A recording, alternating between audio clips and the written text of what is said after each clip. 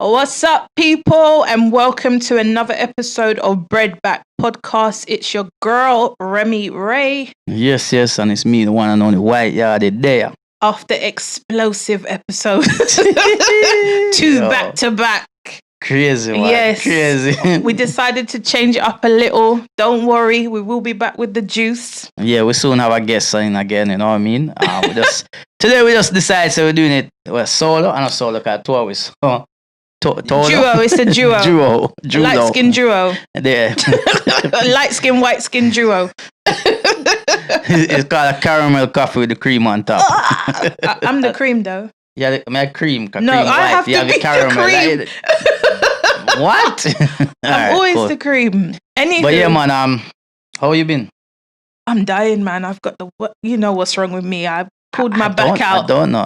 And after last week's episode, it just seems very timely. Don't judge after, me. After last week. Nothing is wrong. After last week episode, you left and come back, pull out your back, or you pull your back. I'm still sending the Satisfier Pro to your yard. Yo, I put a black delivery all over the next couple of weeks, man. Crazy. Don't worry. So this week we're gonna talk about something a bit different. Actually, we're gonna get into your business. Not just filming business, well, but you know what I mean, business. Well, yeah, we're gonna talk the talk. Yeah. So a lot of people don't know your actual story. No, they don't. They don't, do they? Mm-hmm. They just know you're a white man from Peckham. But they don't even know that. They don't know that? They don't know that. They just know comedian. That's all. Really? Yeah, a lot of people know. See, you don't talk about the norm ever. Sometimes. Occasionally. Like, you know what I mean? I feel like sometimes you don't need to always associate your past with what you're doing in the present. You know what I mean? Sometimes, like I said, you shouldn't live in the past. Not say I don't forget my past because I still associate. Not say associate, but I still. You're around. Yeah, I have contacts. I'm still talk with my friend them and everything from Peckham and things like. It's just that what I'm doing now and that life is two different things. You know what I mean? So let's frame this episode a little bit because what I wanted to discuss was just about the growth of a man who comes from the road. So like, you know, recently the versus battle happened with Jeezy and Gucci Mane and you know, Mike Tyson now fighting in the ring recently. Yeah. I like Mike Tyson. I like it. Yeah, he has a dope man. podcast as well. And there's like an evolution that's kind of taken place with some people. I mean, Gucci Mane definitely got ripped apart a bit on the internet after because of he's really hood, isn't it? Like he's a real hood person. You know, it's just I feel like when you come from a certain lifestyle, no matter how much you change your life, there's always a certain image and persona that you will always have that you don't want to be classed as a punk. So it's like sometimes it's almost like you feel like you still have to show a bit of gangster about you in certain situations. And he's clearly grown. I mean, he's got a whole wife. They're having a baby. Come on, man! Like he's turned his life around. From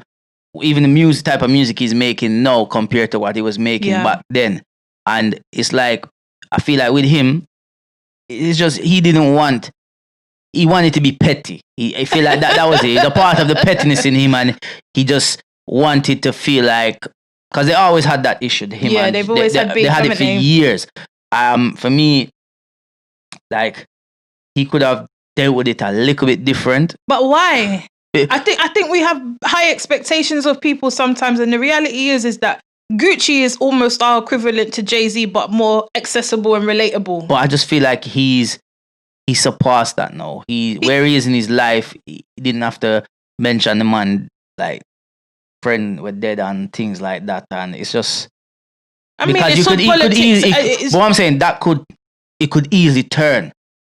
If Jeezy rose to that occasion, things could have definitely gone. Exactly, could have gone the next. Because even he was like just saying, "Yo, my block's just down the road." It's like little things like that. But that's what I'm saying. It's like, even though sometimes you come from a certain lifestyle, no matter how much you changed, that's still a part of who you are. That help, because it's like growing up. I think they say like your early years in your life are the most key parts, and they kind of craft who you're gonna be as you get older. But your character is you from early ages. So and then obviously after the early ages, you go into your teenager years and then your young 20s. So that's still a part of who you are on the journey. So this person you become later on in life is very new to you. It's not something you grew up seeing because your peers around you probably weren't that way inclined. Like you weren't surrounding with men who were like businessmen or men who had wives and things. You were surrounded by other gang members or other like criminals. You know what I mean? So you don't have anybody to look up to. So now you got into a place where now you're supposed to, they're expecting you to behave in a professional manner. But you don't have no training of that. So you kind of have to train yourself and adapt. And to, even though you want to not say forget, but try not to show so much of that old life, it will always be there because of how you was brought up. You understand? Yeah, but can't you move past that? I mean, I did grow up in Peckham myself. I can't say I was out on the road like that, but that, you know, growing up in Peckham, my family are very like known in Peckham in terms of like, they were like the original Peckham boys and Peckham girls, my family, you know what I mean? My uncles, my aunts and stuff like that. And their friends, they're like the real frontline, you know, group. They went to Peckham girls and stuff like that. But I feel like there were other people, you know, their friends, some of them changed their trajectories for sure. Some people didn't. Some of them are sitting in jail now. Some of them aren't. You know, some of them, you know, decent community members if you want. So I think it is possible to change. I just and in respects to Gucci Mane, like the reality is he has a lot of access to help. Yeah, of course, like let's be real. Like when he finished that clash, he didn't drive and go back to the hood. He went into his, you know, what do you call it, suburbs, into his mansion. You know what I mean? Maybe the guys who went there with him went back to the hood, but he definitely didn't. Yeah. You know, he went back and he probably had his nice fillet of steak or you know what I mean?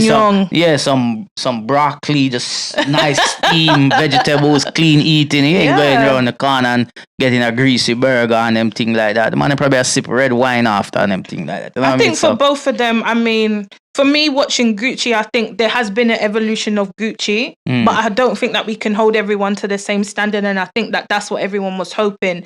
Jeezy has clearly made some serious strides from the snowman to freaking... He's got his own talk show now. You don't catch him in probably, you know, nothing less than a Tom Ford suit certain time. He's really changed up his whole... Well, what I feel as well, then, like, if we even think back to a lot of the old rappers that we listen to, they all are very business-minded. They had that mentality, and I feel that's the road, though. But yes, it is the road. But I feel like part of it as well is because I feel like what Jay-Z has accomplished as a rapper, coming from where he came from, is, we have to admit, like when you ask rappers, like they always mention Jay-Z, is like, yo, he's one of the best. He's one of the best. It's because also what he does, business mind wise. So I feel like a lot of rappers aspire when they see him and be like, yo, we need to like own this. We need to have this. We need to bring out clothes, because they were doing it. Normally when a rapper used to come out back in the day, a rapper comes out, next minute he has a clothing line. Yeah. Next minute he bringing out shoes. Or training. You know what I mean? Yeah. Next minute he's bringing out his own water or drink or some kind of product. Where the younger rappers look at it and be like, yo, that's what we should do. But no, we don't see that. Rappers just come on. It's all about just getting money, just getting money, just getting money. So I mean, it's a generation thing as well. Definitely a generation thing. And I feel like Gucci man, you say Gucci man, just say Gucci man. Yeah, he has had a lot of growth compared to when he first come on scene. And obviously jail probably helped him as well, because it gives you time to reflect. Also, can I just shout out to all the good women out there, because clearly his growth has a lot to do with Keisha Kayor, his wife. Yeah. The reality is, if that she didn't flip that bag, Gucci Mane probably, you know, would have been back on his... he would have had to get back to the grind quite quickly.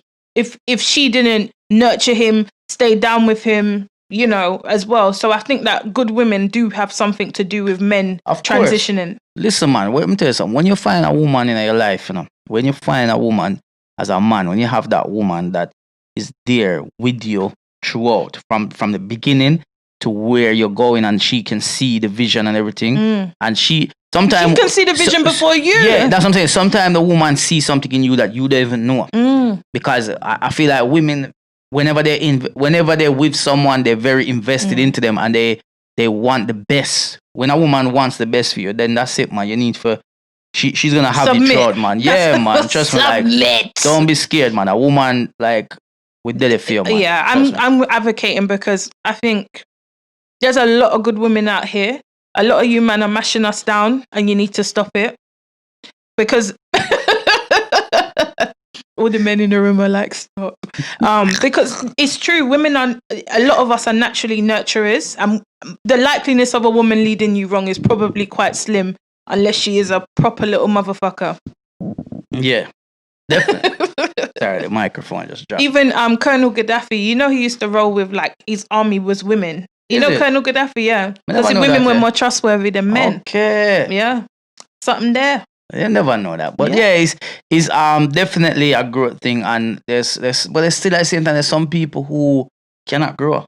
Like, just period. Like, seriously, like their mentality and everything and is just stuck in a certain way, and it's sad. How do you determine that though? I feel like you determine it based on whether somebody can operate a business or not.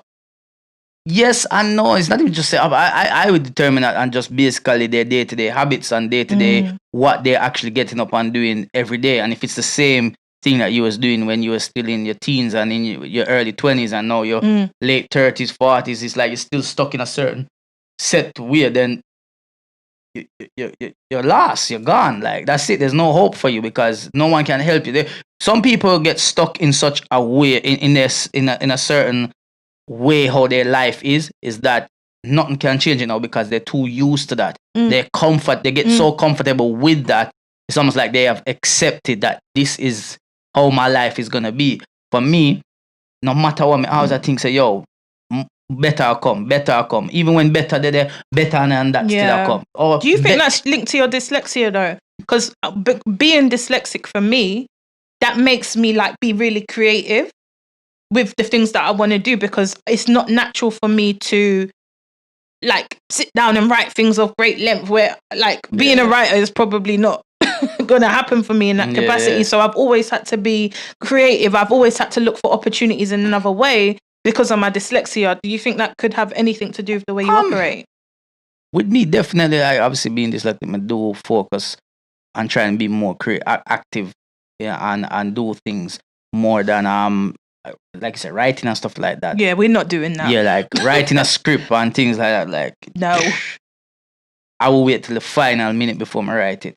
Like, see, you think I joke? If somebody asks me to do something, I'm like, all right, cool. Like, if I can quickly type it on my phone and send it, great. Fine. If I have to sit on a computer and type you ain't on it. It ain't happening. It will happen at the last minute, and it's very bad. I shouldn't do that. And you're gonna fuck everything up. Yeah, it shouldn't do that. However, I don't know if maybe I've never looked on it that way, like, because I'm dyslexic, that's why I'm always trying to do better, trying to look for the next thing. But I just feel like for me, my drive in being successful has pushed me as well, like, to always want to. And because I have children, they motivate me. So my children, my family is like, yo, like, they don't even have to push me. I'm pushing, just waking up every day and knowing, say, all right, gotta get shit in place. Have to have everything ready for these lot when they get to a certain age. You know what I mean? My son's teenager, you get me? Like, daughter 3, it's like they're not getting younger, so I want better for them and keep going. Where did this happen for you though? Because I feel like just knowing you outside of like your what do you call it, your White Yardie status, the comedian status. Like, I feel like you've had major growth, and I'm just wondering where that may have come from. It's happened over time. It is happened over time and different stages of my life as well. Like, the growth hasn't just happened, and it's still happening. It's not just like, oh yeah, one day that happened. Every day it's happening for me over the last couple of years. I feel like so like some people we kind of surfaced it a little bit. We didn't fully speak about it, but it's like, when I came from Jamaica, I ended up in Peckham. Yeah. And I ended up around like, they just drop you off in Peckham then. Yeah, like Peckham, that's a fit you stay there, so. And that's where I ended up, and ended up there as a 18-year-old. It's like, all right, cool. Now that age is one of them ages where what do you do? You know what I mean? My father's passed away now, so I can say things like my father was a drug dealer. You know what I mean? My father was very active, and so that's what I grew up seeing. Is that in the UK? Yeah, that's and it explains why my father used to make a lot of trips back and forth from Jamaica. And he used to say, "Daddy, where I go England, go to know, man. Oh, I'm soon come back." But I get it, business. He had businesses happening, but different type. So it's when I came and then I see what the lifestyle was like. I'm coming in the house and I'm just seeing stuff like I'm like, ah, cool, this is the lifestyle, and then end up meeting up with certain other individuals from Peckham now who are in certain lifestyles like that. So it's like one-on-one click, and then it's like, okay, so this is the way to do things, and I'm like, I got the plug. Like, I didn't even got the plug. I've got the whole electric factory, everything. Yeah, the generator. Yeah, that's what I mean. So it's like, all right, cool. So easy for me get in and start doing things, and became very active, doing a lot of What does active mean? Basically, it just mean that you were involved in criminal activities, innit? Like I was selling drugs, I was involved in gang crime. Did you feel like you had no other outlet then? Yeah, because for me, I didn't. Remember, I came in when I was 18, so I don't know. Like for me, if I was in Jamaica at that age, I already had ideas of where I would be going, i.e. the sound system, the music business. That's where I would be heading. Record box. Carry record box, or maybe like my father had a club at the time as well. Maybe stepping into that genre of taking over the club as well and running the club. Other little things like even just knowing that, but no big vision. I no guess big that's vision, what but I'm asking. maybe further. But that's what I'm saying. At 18, I probably weren't looking at the bigger vision. But maybe as time went on, I would have had a bigger vision. I feel like maybe I would have had businesses in Jamaica by now if I stayed there. Obviously, I didn't. I ended up here, and when coming here at 18, and what you see is drugs being sold from your house, and that's what your father does. And my father, I'm saying something, I love my father dearly, and like I mean, like I don't hate him for anything he's done. You understand? I mean, I appreciate everything he's done.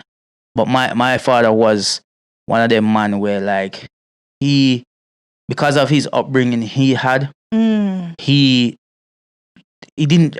I mean, some people could say him bad stuff, but he didn't try to like say, I'm gonna make sure you do better than me. Yeah. He almost kind of gave me that free will to like my dad was a man. Like I remember one time, my father want to drive a car. I love drive from little every minute want to drive, and I asked my father, yo, daddy, me can you know me can drive? And he was like, no. I said, daddy, but I want to drive car. And this time I'm like 13, you know, you're not allowed to drive cars in Jamaica at 13. Yeah, I think you have to wait till you're 18. You get me? So and then one day him say, yo, you always want to drive. When I was your age and I wanted to drive, you know what I did? I stole a tractor and I drive that. I'm like, cool. So I'm just thief him car when he asleep. Simple as that. And when him catch me, some thief car, he say, what you do? You said you thief a tractor, so I'm a thief your car. Just take the key and walk off. Because in his mind, it's like, this boy. See him with like example. One day come from school, father run at the back of the house, and him friend them a smoke weed, enough weed up on the table, ganja up on the table, just come in and my daddy and sit down as a little boy, and my daddy I look upon it and I say, yo, like, I think me about, again, 13, 14, my daddy I say, yo, daddy, more want a spliff, and look upon it and say, yeah, you build one, you can smoke it. Nah, build no weed gear. So, you know what I mean, like, I tried, and I couldn't, I was there, like, be a Rizla and everything. Like, when you look upon his spliff, it was crazy, but one thing with him is, like, I feel like he didn't mind. Like he taught me some very important things that I have taken on board when I was doing my thing. Because even when I was involved in selling drugs, he knew it. But at the same time, he was encouraging me to get a job. And he went to stop selling drugs. He was like, get a job. And I was like, yeah, but me I make money. He's like, get a job, because when you get a job, you can then say where you get your money from. If you're driving now, you have $5,000 on you, police stop you, they take that away. So he tried to give you game, but it was a bit late. Yeah. But he was smart, because he used to tell me that when he used to first sell drugs, he used to work on a building site. And he said, yeah, when he used to get paid, back in his day when people used to get paid, they used to get a little envelope. They used to pay in envelopes. And he used to get his envelope and put it right in his pocket. And he said everyone will open up theirs and check in theirs what he gets. And he just puts it in the pocket because to him it's like nothing. I'm making money outside. This is nothing. Yeah. Like, this is just and so little things like that kind of like stuck with you. Yeah, because then it's making sense what he was saying. Obviously, like even though you're talking, I can hear like sorrow. I don't know. Like I feel like I can hear a bit of pain there, just based on the fact that, like, my story is that I don't believe, like, my dad is somewhere probably taking drugs in Peckham. Like, my dad is a crackhead. Do you know what I mean? Maybe that's not. He's an addict. I should say that. That's more professional. But I felt like my childhood, that was so missing for me, so that I craved attention from like alpha males, because that's what I thought I was missing. So a lot of my work that I've done, you know, I'm open about going to therapy and stuff like that, is around the fact that I thought that that's what I missed. So anytime you talk to me or about dads, it's always very sensitive, because I feel like that was a part of my childhood that I didn't get to experience. All my friends' dads, they love me, they've adopted me as like their daughter, but it's not the same. Yeah, no, definitely. And so I've always had like this emptiness around men. It was either I literally doted on them or I was very numb. Do you know what I mean? And as you're talking, I just feel like I hear a lot of sorrow. But my thing is that I don't feel like I was ever given the blueprint to really succeed. And sometimes I say it's like I was born to lose but built to win, because of the lessons that I've learned. You know, trial and error of myself, but no handbook, no blueprint was ever really given to me. And that's what I feel like I'm hearing you say. It's like it gave you some lessons, but in the same breath, it wasn't like a proper blueprint that you could really follow. Yeah, like there wasn't a sense of, like, as I said, because of the life that how he was brought up. You know, I mean, he was, I think he was even foster when he was younger. You know, he was in he went to prison when he was young. He was in a boarding school. Like he didn't have an easy upbringing. You know what I mean? Like I think even when he was young, like his mother dropped water upon him, burned him upon him. Like, so he had a tough. Yeah, he did have a hard upbringing. So, but one thing I can say, like, he loved his family. He loved his children. Like he would kill for his children. You understand? Yeah, he was family oriented. Yeah, like, and that's something like I feel like has passed on to me, because with my children, like, I make sure everything's done for them. The difference with it, I have learned myself, is like, yo, my father used to have like 5 women, and my father used to have pick me as a pick me there. So you know what I mean? So I have siblings I probably don't even know. You understand what I mean? And that's the difference with me. I try to have one family, and that's my family. But like I was saying, it's like, so when I don't know if it's so much sorrow is because I don't regret anything and I don't hate him for anything. Yeah, but the sorrow doesn't have to be towards him. It could just be just your internal, like, feelings that you've probably never really sat down and expressed to anyone. Even, I mean, we're on a podcast talking about quite serious stuff. Yeah. But like, you probably never really sat down and thought about how this really affected your whole life. Yeah, no, you're right. You're definitely right. Call me Dr. Rem. You're definitely right. And the thing with my father is that a lot of his friends that see me say they see Bob when they see me, because that's my father's name. They say, yo, I'm see Bob. You see Bob, you know. You're a real white man names, boy. Yeah. So but yeah, like, so we, you know, fall into that type of lifestyle, and obviously, you know, like once you involve in certain lifestyle, is other things attracted to it. Yeah. So you know what I mean, it's like one thing we in our generation, and even like Caribbean people or even Jamaicans, like, when we are make money, we want to make people know we are make money. Like, we can't just make money and just be quiet about it. It's like, yo, we have to make people know so we have money. We have to have loud. Car. Yeah, you know what I mean? We have to, then money, I make money, and that draw attention, and then other things come from it. And then when other things come from it, it means that you have to get protection. You understand? Yeah. So obviously then guns come involved and all these things. But yeah, I was involved in a lot of things, and then eventually I went prison. You ended up in the can. Yeah, I went prison. That's something a lot of people don't know, because I've never actually spoken about this ever to the public, and it's because. Do you think it would have like affected your like celebrity status? I don't feel so. It's just because I didn't want anyone to have any judgment on me before they know me. Because people can easily make a judgment on you. And don't get me wrong, like, going to prison don't make you a bad man. Because some people feel like, yeah, when they go to prison, it's a status thing. Yeah, man, go to prison, so what? I was in prison with somebody stealing a phone. He had 4 years. Whoa. for stealing a phone. What phone was it? It's a Nokia 3310 or 3330. Like, he must feel like a real wally. Really, that when him tell me, say, brother, you in a what? Me no with me. I've been in jail with man who do fraud and in my ball. One Chinese brother ball. How much years? I say, I'm the idiot, brother. Right now, me never get sentenced yet, and you are telling me fraud mean for different things. Like, so you know what I mean? It's just so I didn't really want to like say, yo, I got jail and rare. And even today, I met one of my friends. Funny enough, he just come out. Well, he didn't just come out. He's been out of prison this year, but I haven't seen him because of the lockdown. But he came out in February and he's away for a little while. Yeah. And out of coincidence, I saw him and he was on the phone to somebody else on the phone. And it's like, we're all friends. And it's like, rah, what going on? I was there reasoning. And he asked me a question because he is transitioning. He is working on the music side of things. He's a manager and producing music and stuff like that. But he's like, yo, Yardie, how did you do it? Like, how did you make the transition from like leave the trap? Because he's like, yo, like I want to do it, but it's like. But can we just pull it back a little bit? Sorry. Like, no, I still want to discuss that, but I just want to see where you were at. Like, how deep were you on the road that it took you to jail? Well, I was 24 hours selling drugs, like every day selling drugs. We were involved in different activities like country robbing people, everything, you know what I mean? Like I hate stick up kids, they're the worst. Yeah, but exactly. But we at the time we weren't really thinking about it because it's just about the money at the time. So even country, but the thing with going country, country lines as they call it, are going country. I never had any young people going for me. I didn't believe in that.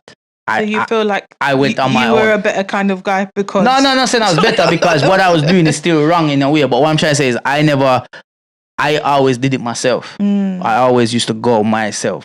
I used to always make the trips myself.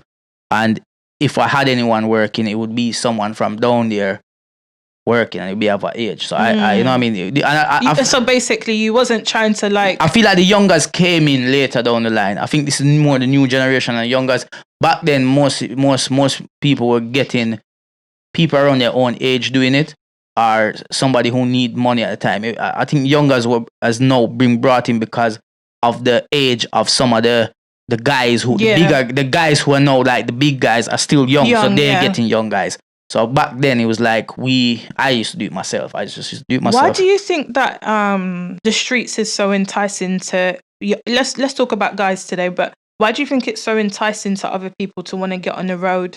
Fast money. It's just about like it's crazy because like I even did work for St. Giles, which is St. Giles is an organization that helps people coming out of jail, people who have been involved in gangs, reform, like all these things, like they go into prisons and help young people try to get their housing and that sorted out. And I actually got referred to do some work there at one point because I was trying to some other of my friends who used to be involved in gangs started to work there, and it was like, yo, come work here. And it's crazy because I actually went to meet one young guy one time, and I remember sitting down talking with him, and I was like, I went with one of the other guys who work at St. Giles, but he's not from the streets, but he knows how to say certain things and that. But they took me along. This is when I was first learning how to deal with the young people. And I went to meet this young man in Woolwich. I was sitting there and they're talking to the young man, and I'm just there listening to everything. And I'm like, this young man is basically breaking down like, yo, like I can make like £400 a day. Yeah. And I'm like, how do I tell this young man to stop making £400 a day to go get a 9-to-5 where you're going to make less than £400 a week? Yeah. You understand me? It's one of them ones where I just couldn't see how to do it. All I could be is like, listen, for me, I went in jail, and when I went in jail, I didn't earn any money. I didn't make not one penny for that whole time. I literally came out and was back to scratch. So you might make £400 a day. You might make more. You might make less. You might feel like, it's easy money. But it's not, because when I really break it down, when you're trapping, it's 24 hours. It's non-stop. Yeah. You're actually putting in so much time into this street life. Like a 9-to-5 would be easier. You might not earn as much, but a 9-to-5 would be easier and it'd be safer. I feel like this might be an unpopular opinion because I think that obviously drugs and stuff is wrong, but in the same breath, the reality for a lot of boys, especially black boys, nobody's going to hire them. They intimidate a lot of people just by their presence of showing up in a room. And I'm not saying that drugs is the root. I'm just saying that we can't force people down the career avenue when these people probably are not going to get a job. That level of rejection, maybe they ended up on the road because of their families have not really nurtured them and they're looking for just their own little external family kind of thing. But half of the people on the road, if we call a spade, they're not going to get a job. I hear that, but you know what it is, yeah? I get that. I'm saying there needs to be another avenue because I get that. They're not going to get a job. If they tell the truth on their application, they're not going to hire them. But what may I say is, you see what you say, I agree with that. And many people might be like, yeah, they might not understand to the full extent because you're white, technically. You are white. So they might be like, your accent will hinder you. I know. And that's something what a lot of people don't understand is that me being white, I don't have white privilege. I keep saying that. I've said it before. You do have white privilege, but not in the same... It's not activated. Like I keep saying, it's definitely not activated. Trust me, I've been in many meetings, and as soon as I start talk, it's your accent. It's almost like, but I'm not gonna change this. I'm not gonna change who I am because this is who I am. No, you shouldn't. That's your heritage. You know what I mean? But with what you said, the problem that I have with what you say is because I know guys who would say, "Yo, nobody know hire we, so we just step on the road and do this and do that, and we ain't getting no jobs. Man, might as well do this, do that." These same people, I know some, they're rubbish bin man right now. There's nothing wrong with being a rubbish bin man. Let me tell you something, rubbish bin people actually get paid a lot of money. However, a good money, not a lot, but good pay, good money. Better than McDonald's. However, why didn't you become a rubbish bin man back then? But no, you want to do it because the road life didn't work out. You understand what I mean? It's like, there's certain jobs that they won't do then. But when that's reality the growth of a kicks in, man, isn't it? Like, you have to get there to realize that the bin man ain't as bad when you're hungry and you got a family to feed. But that's what I'm saying. And for me, it's like, I personally, like, when so even with me, I came out of prison, and after I come out of prison, I was like, what may I go do? And I went back to doing what I was doing. So when you was in jail, you didn't have time to think about what you was going to do? No, like I was, but in jail, literally every week, you're bridging. What go on, my youth? When you reach, you know what I mean? Like we were literally every day meeting someone, meeting back the man from the road, just every day. Till one stage, it was like, yo, all 6-7 hours just up on the same wing, like we up on end. So it was like, yo, what go on? And then when one gone, and they come out, and it's like, I've come out now, and my friends who I've left are doing the same thing. So it's like automatically going back to the same automatically I fall straight back into it. Yeah. You know what I mean? Only great thing is that this time around I never get caught. Like, you know what I mean? Like I had a little run. You're out of the road now. Yeah, I'm completely out. Let me put it out there before police start. I'm completely out. It took me a while, but I am completely done with it now. And even having this conversation and putting this out there is even a big step for me because it's something that many people don't know about me. It's in the back of your mind always as well. Yeah. It's not just like, yo, the man thief sweetie and go jail. You know what I mean? Or a 3210 friend. Yeah. so you know, it's like those things. I came out, and then obviously I fell straight back into that lifestyle. Where has the transition taken place then? Because if you went in, you came out, you went straight back to the lifestyle. Yeah. Where has this growth happened? Because you've had some serious growth. There's things that I bring to you that I'm expecting resistance on. You're like, okay, no. So for instance, like obviously, I met my partner quite early when I came out. You get me? I met her quite early on, and it's from then, like obviously, you know, she's a stable person. Yeah, but she was young as well, cause we're basically a day apart. She's born the day before me. You know what I mean? But so we was the same age. I was 21 at the time now, and I met her. You get me? And it's like, all right, from there, it's like we were almost seeing each other every day. However, I was still doing what I was doing, and she knew what I was doing because there was part of it was still like that whole she got herself a little gangster. You get me? Like, you know what I mean? Women are like that. I don't mind at that age. You know what I mean? But I feel like what was happening is that, like, I love her. You get me? Like, we had a child. And I feel like she was growing.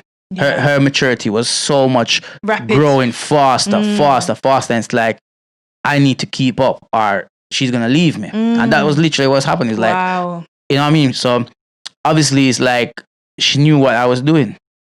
There was a stage where I did work. I worked for like 2 years doing delivery. I was working doing delivery, water delivery, the big bucket of water, and I was doing that. Eden Springs. I was doing that. I was doing that job because I have a son and he needs food. And I don't want to go jail. I don't want to go prison.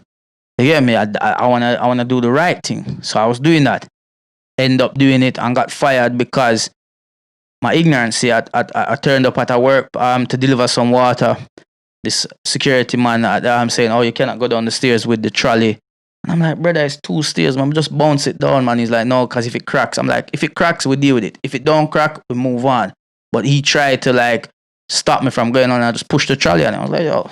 Oh. Yeah, I'm like, yeah, tell me, boy. Yeah, man. And then that is where the problem was. Is like, ego. I'm trying to leave something behind, but the behavior. Yeah, it came in and then, you know, he called the workplace. They called me in the office, sacked me. And then they sacked me. I ended up selling drugs again. Wow. I could have, you know what I mean? Like, instead of going to get a job, I was like, yo, bun this. Go back on the road.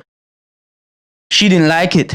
I know she didn't like it, but because it's like the risk in the safety of the family now. At the time, it's like I need to make money. I'm like, I have to, and I can tell at that stage is where D-Day. Yeah, we were kind of. She was like already building up herself to say, you know what, this is not what I want for my son, and you know what I mean. And I didn't want that, but it's like it's just an option that I felt was so easy to get into.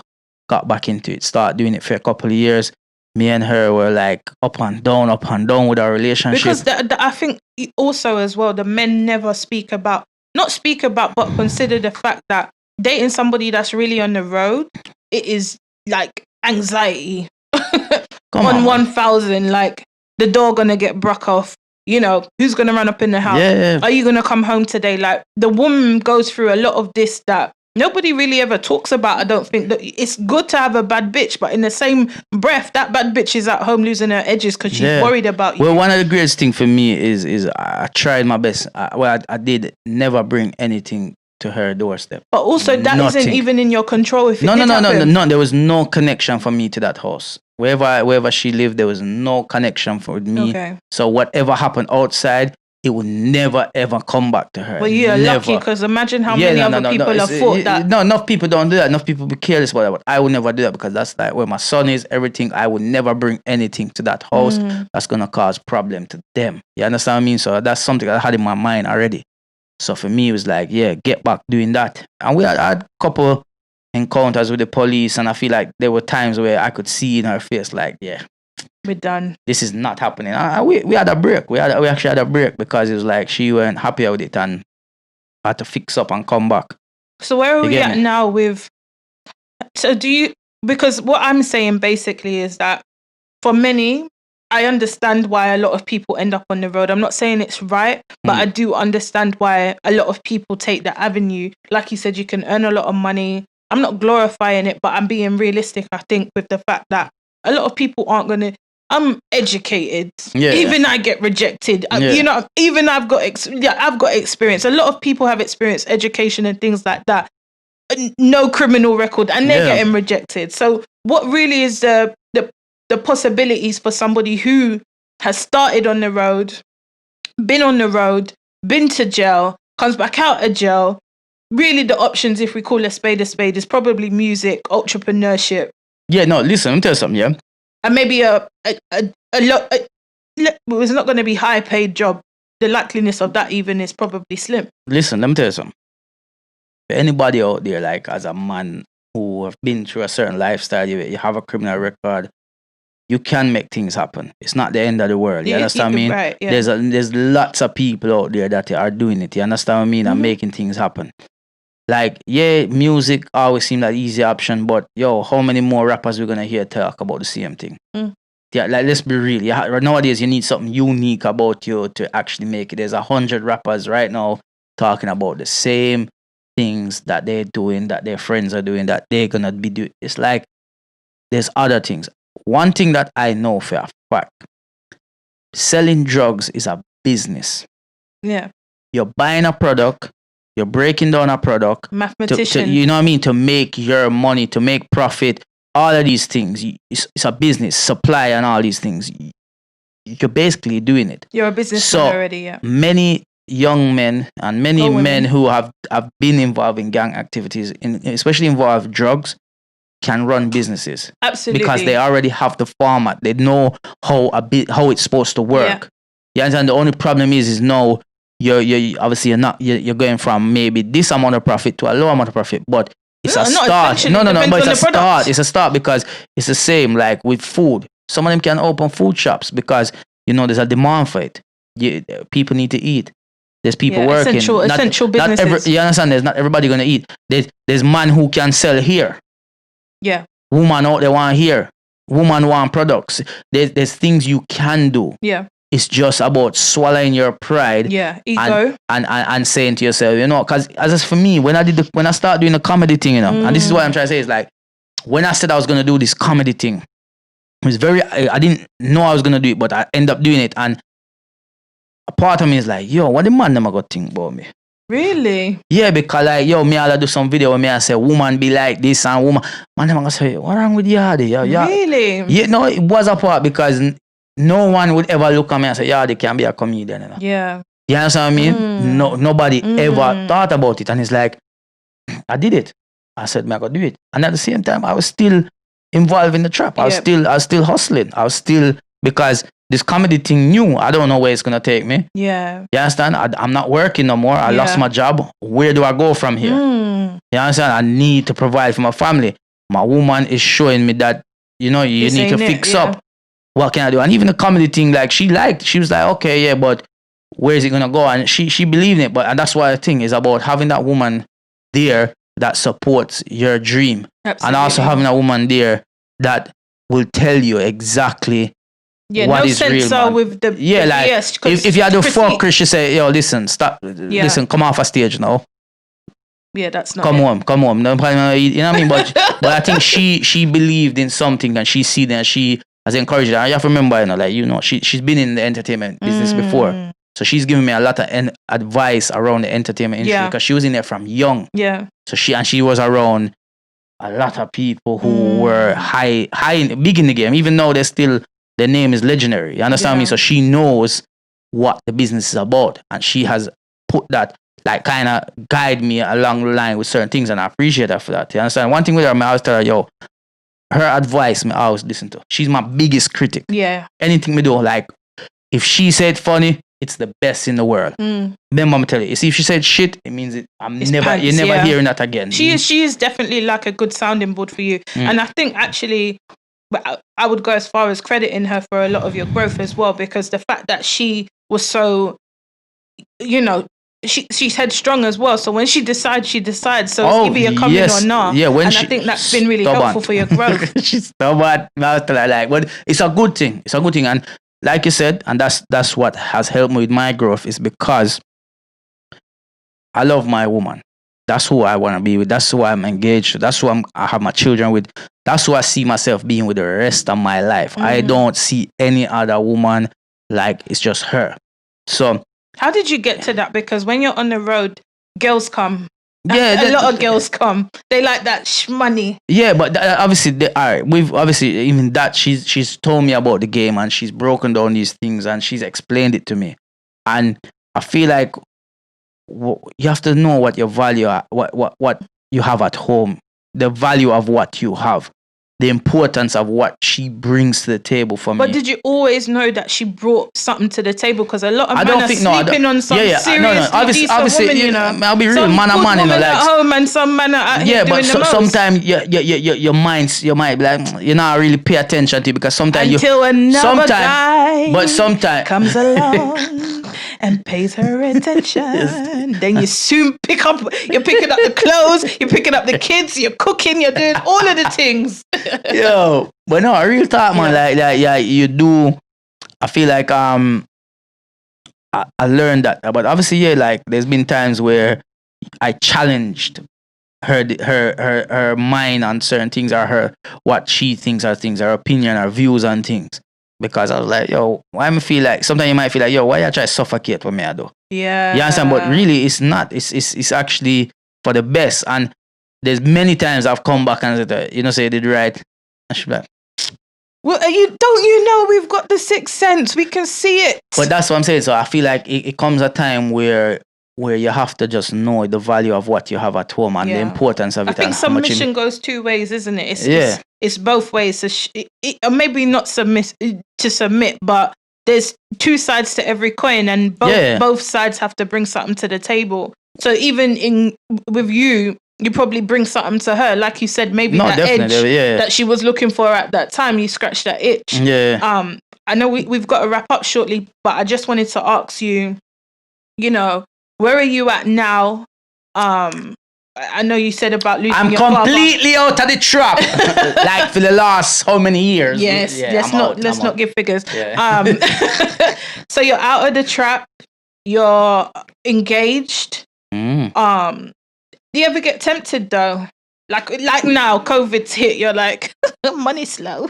No. That's one thing about me. Like that's again, it's like I've learned. Like over the years, I have learned so much, and I feel like, obviously, I have children. Like I say, like I feel like when you have the day you have children, you realize where your importance is supposed to be. Priorities, your priorities, your purpose.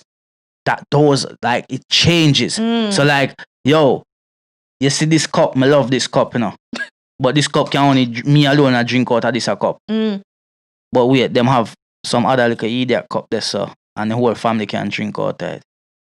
I go for the idiot. But not say the cups are idiot, but you know what I mean? Like, it's just your mindset change with certain things. It's like, and for me, having the children every time is a blessing, man. Like, and I enjoy that. That's what I think. That's one thing that keeps me going, and why my mind can't be swayed is because I love coming home to my family. One of my favorite thing ever, like the thing that makes me so happy, with something where I can just sit there and smile to myself, is when I hear my children playing with their mother and just hear all of them laughing, and I'm just next door hearing it. It's like, yo, are the best son of the world. Beautiful.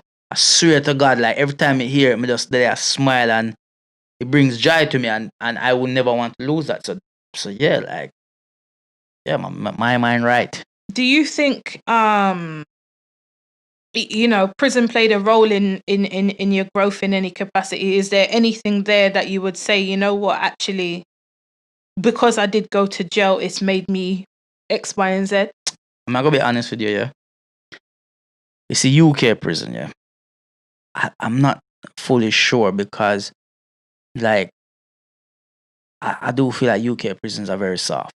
Oh, really? Yeah, I feel like you get TV. If you're big good, you can buy a PlayStation. Yeah. You get duvet.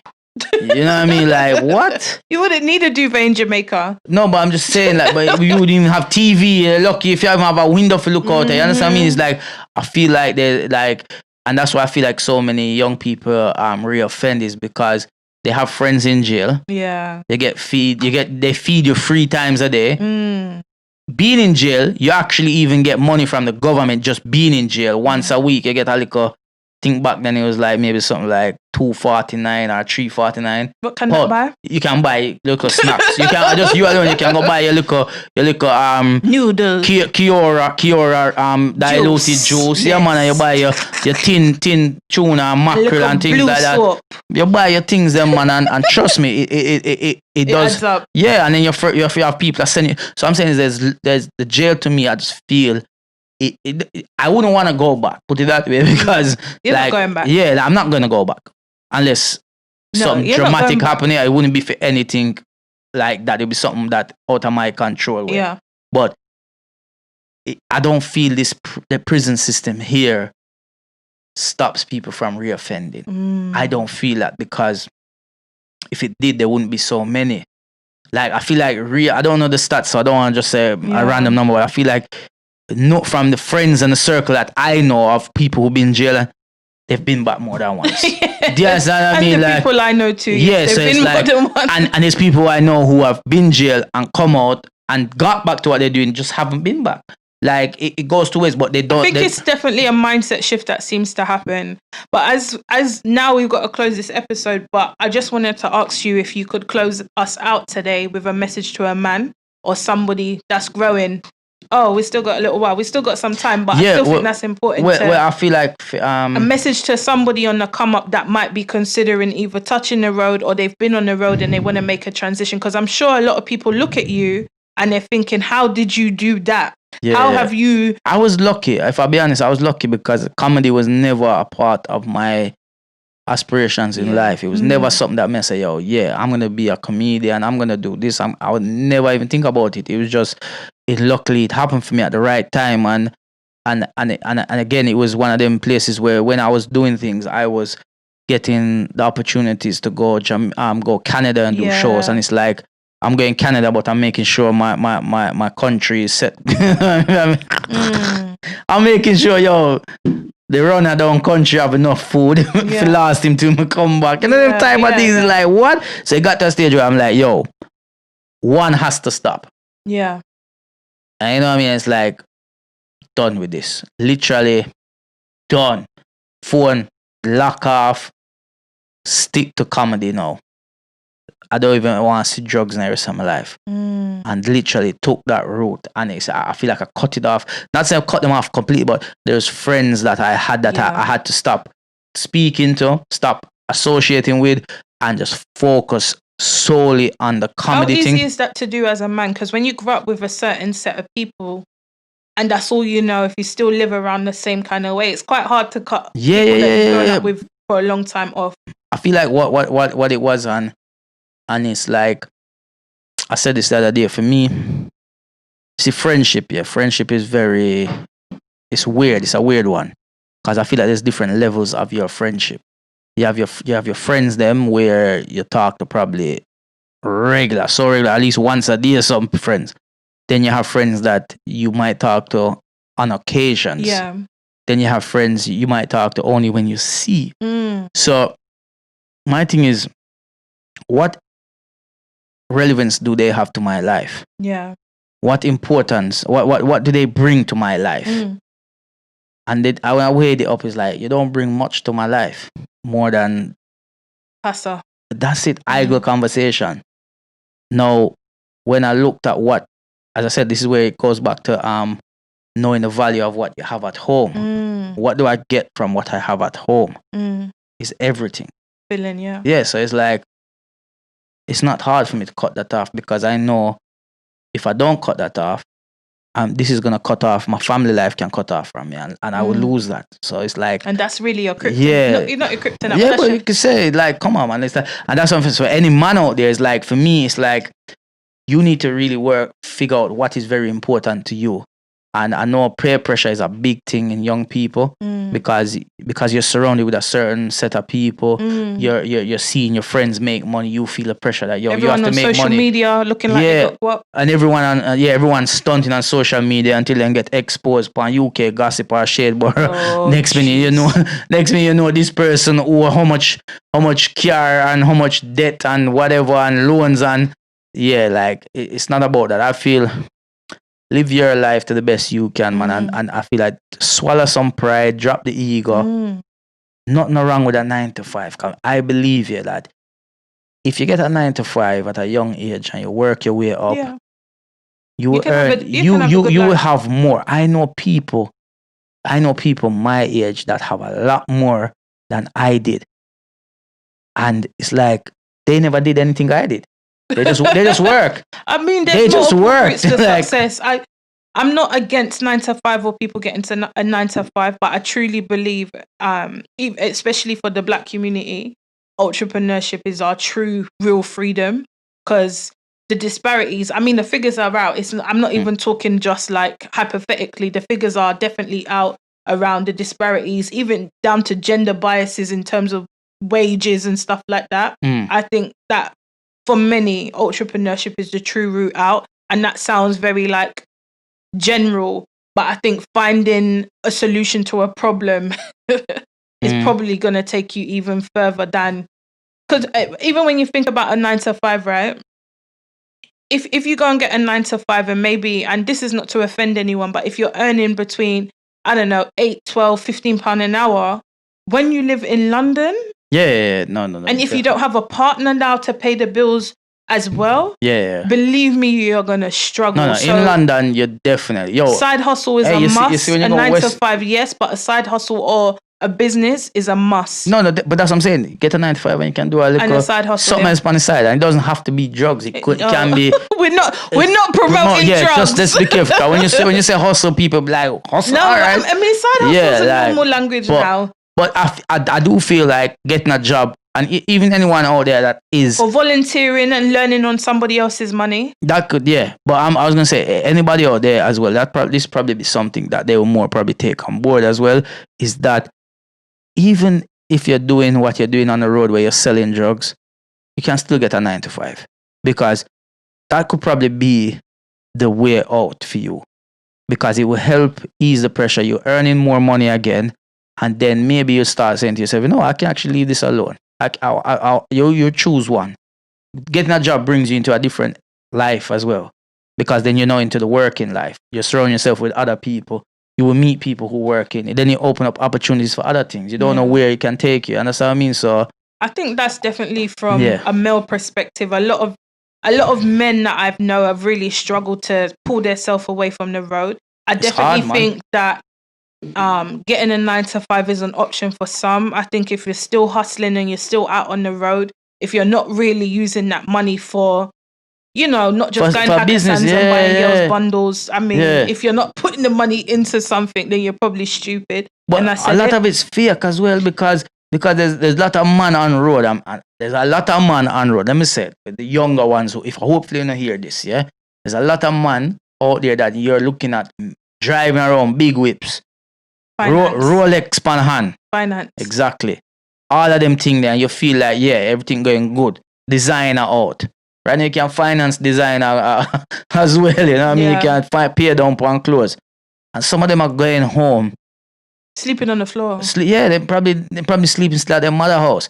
And then you might see them. There's so many people still at their But you might even see them posting pictures on the gram in apartments. It's Airbnb. It's like everything is a stage. Yeah, like the car is probably rental or finance. Not saying all of them. Some of them are paying for it, but you can even lease cars as well. So it's like you have to have good credit to do that. No, but I'm saying all these things they're doing it. But when man at least care, enough of them will do it in a woman name. Yeah, so, and women don't do that. Yeah, that was and then you left with the bill. 1992. Yeah, man left you with a bill too. Yeah, I know a lot of women where men have messed them up, man, and left them with debt with their children and everything. Yeah, man, trust me. Young girls out there, nothing in your name. Don't do it. Don't. If unless are yours, don't do it. No name, no case. Yeah, man. Trust me, man. So, final notes on this episode. I mean, different kind of conversation for us. I'm proud of you for speaking your truth. I think if we're going to be in this space, then I guess we're going to have to touch on a few things that people don't essentially know about us or, have ever heard you discuss. But like, I applaud you for being so vulnerable and just opening yourself up. Yeah. It's a big deal. What can you say to somebody else out there now that's probably feeling how you felt back then, ready to transition, ready to try something new? What kind of support is out there for them? Is there anything that you would suggest that maybe they look into to get their mindset in a different space? Yeah, well, one key thing I could say is come out of your comfort zone. Because I feel like when we're doing certain things, it's just because we get comfortable doing it and we feel like this is the only thing we know. There's a totally different world out there, you know what I mean? Like, there's young people out there who have never left their postcode. Yeah. Do you understand? It's like, there's so much to the world. Sometimes, obviously, I come from Jamaica, so I see different things, you know what I mean? But, like, even being in England and for a certain amount of time and stuck in a certain way, even taking a drive on the motorway and ending up in certain places, you just look around and be like, there's so much more than just a postcode. What are we out there looking for? You know what I mean? So, for me, I feel like definitely come out of your comfort zone. Any man out there, or even any young person out there that feels like they want to do something different, they don't want to drop into the statistics and what the community, everybody around them is doing, step out of your comfort zone and try something. You know what I mean? Like, actually try to make something better in your life. And you can do it, man. Believe in yourself, man. Trust me, man. I'm just happy that I managed to do it. Yeah, I think what you said is really profound, actually. I think for me, traveling, I've started multiple businesses. My first business, straight out of uni. I didn't know what I was doing. I was just trying to sing. That didn't work out. That business failed. I started another business that became so successful. My mum's calling me, oh, you're on Sky. Oh, you're in this newspaper. Like, for me, coming from where I'm from, that's a bit, you know how it is. Like, when you ever had like media or whatever it may be, it's a big thing for the community. For them, it's a big pride. So I've had so much failure, and I've just every time kept getting back up, even being dyslexic, getting back up. There is money out there. It's got your name on it. It's waiting for you. And listen, you just figure it out.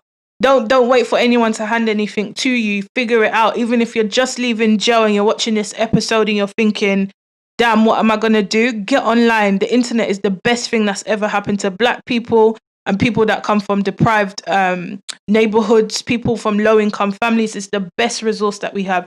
Get online. You can find a problem to fix. Can I also say something as well? No. Is one more thing. One more little thing I'm going to say is, me, I work it out as well, is we say 9 to 5, yeah? Yeah. 9 a.m. to 5 p.m. Get up, go do your job. I know man them who never even touch road till like 6:30, 7 p.m. Them sleep all day. And then come a road and they might make £100. Might. It's like, when you think about it, it's like, yeah, the maths doesn't add up. It don't really work out. Some it don't work out. Yeah, but like you said, I know, like, we're closing now, but you can literally hustle from your phone. You don't even need to hit the road again. You can literally drop ship where you don't even have to touch the product. You just pay into it. Somebody ships everything out to you. Do you know what I mean? Like, you can literally run the world from your phone. Yeah, definitely. If you have a phone, you have access to do whatever it is that you want to do. So if you're leaving jail, if you feel like you're in a rut, if you're sitting in jail, even listening to this episode, ask that girl that keeps on talking about being a bad bitch to send you a good book. Educate yourself while you're sitting in jail and be ready to touch, ready to really go when you leave jail, because online is going to be the biggest thing if we really want to talk about reform for people that are in a rut. Yeah, man. And that's it. That's that. Thank you for listening. Peace. Thank you.